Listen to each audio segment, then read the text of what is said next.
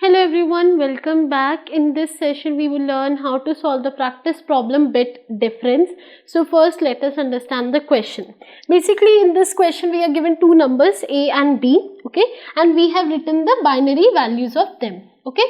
Now basically what we need to do is we need to find how many numbers, basically how many bits I need to flip in A, okay, how many bits do I need to flip here so that I can get B. Okay, so I need to tell how many bits do I need to flip here so that I get B. This is the question, and for this particular question my output is 4, okay, because I need to flip these 4 bits so that I can get B.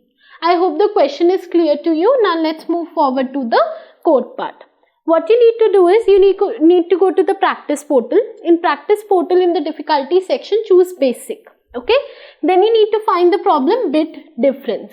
Once you find the problem, you need to click on solve. Okay, so let's solve the question. Here is the question, let's read it. 1 minute, let me scroll a little bit up.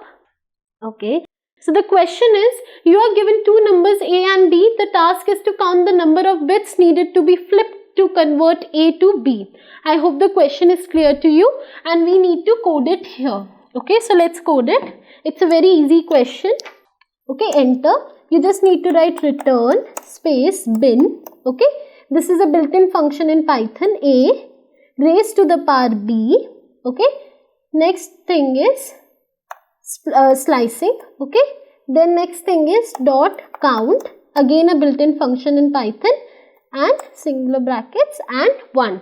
Now I need to check if my solution is correct or not, so I would click on compile and run. Let's wait. Compilation is completed.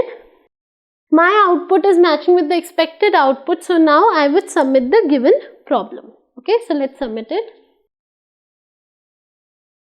Problem is solved successfully, and this is how you solve the practice problem bit difference. I hope this video was helpful for you and you guys enjoyed it.